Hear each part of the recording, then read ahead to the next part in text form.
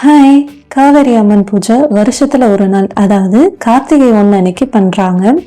இந்த பூஜை மார்னிங் இல்லைன்னா ஆஃப்டர்நூன் பண்ணுறாங்க. முதல்ல மண்ணால் அம்மனை செஞ்சுடுவாங்க. அதுக்கப்புறம் 3 வீடு மாதிரி அதுக்கு 4 பக்கம் கதவு திறந்துருக்கிற மாதிரியும் சுற்றி பண்ணிடுவாங்க. அம்மனுக்கு மஞ்சள் குங்குமம் இது எல்லாமே வச்சதுக்கப்புறம் வீட்டில் இருக்க ஜுவல்ஸ் எல்லாம் போட்டு பூ வச்சு அலங்காரம் பண்ணுவாங்க. இந்த கதவு 4 சைட்லேயுமே ஓப்பனில் தான் இருக்கும். எல்லா சைட்லையுமே முகம் பார்க்குற கண்ணாடியுமே வச்சுருப்பாங்க. பூஜை ஆரம்பிக்கும் போது காமாட்சி அம்மனுக்கு விளக்கேற்றி ஆரம்பிப்பாங்க. சாமிக்கு வெத்தலை பாக்கு வீட்டில் செஞ்ச நெய்வேத்தியம் சாமிக்கு படைப்பாங்க. அன்னைக்கு ஆன்டி கேசரி தான் செஞ்சுருந்தாங்க. பூஜையில் சாமிக்கிட்ட மஞ்சள் கயிறுமே வச்சுருந்தாங்க. தேங்காய் உடைச்சி கற்பூரம் காட்டினதுக்கப்புறம் கும்மி அடிப்பாங்க. இங்கே யாருக்குமே கும்மி பாட்டு தெரியல, அதனால் ஃபோனில் பாட்டை வச்சுட்டு கும்மி அடிச்சிட்டு இருந்தோம். கும்மி முடிச்சதுக்கப்புறம் சாமிக்கிட்ட வச்சுருந்த மஞ்சள் கயிறு எல்லாருக்குமே கொடுத்தாங்க. மஞ்சள் கயிறை தாலிலையும் கட்டிக்க சொல்லுவாங்க. பொதுவாக எந்த கயிறை நம்ம கட்டினாலுமே 1 நாள் இல்லைன்னா 3 நாள் கட்டிப்போம் இல்லையா? ஆனால் இந்த கயிறுக்கு ஸ்பெசிஃபிக்காக எந்த நாளுமே ஆன்ட்டி சொல்லலை. இருக்க வரைக்கும் தாலிலே இருக்கட்டும், அதுவாக வந்துருச்சுன்னா விட்டுருங்க அப்படின்னாங்க. இதுக்கப்புறம் காமாட்சி அம்மன் விளக்க சாமி ரூமில் வச்சுட்டாங்க. சாமிக்கு அலங்காரம் பண்ணியிருந்த ஜுவல்ஸ் எல்லாமே எடுத்துருவாங்க. இப்போது ஒரு ஆளாக 4 சைடில் இருக்க கண்ணாடியுமே பார்ப்பாங்க.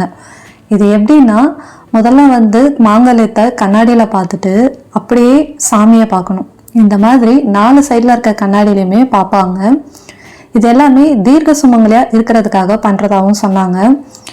இந்த ரிச்சுவல்ஸ் எல்லாமே அவங்க ஊரில் தண்ணி தொட்டி இருக்கிற இடத்துல தான் பண்ணுவாங்க. ஏன்னா இந்த சாமி தண்ணி இருக்கிற இடத்துல தான் இருக்கிறதுனால இந்த ரிச்சுவல்ஸ் எல்லாமே அங்கே பண்ணுறாங்க. பூஜை ஆரம்பிக்கும் போது அம்மனை சுற்றி 3 வீடு கட்டியிருந்தாங்க இல்லைங்களா? அது கூட டோர் எல்லாமே ஓப்பனில் தான் இருந்துச்சு. இப்போ என்ன பண்ணுவாங்கன்னா, முதல்ல ஒருத்தர் போய் அம்மனோட முதல் வீட்டை அதோட டோரை க்ளோஸ் பண்ணுவாங்க.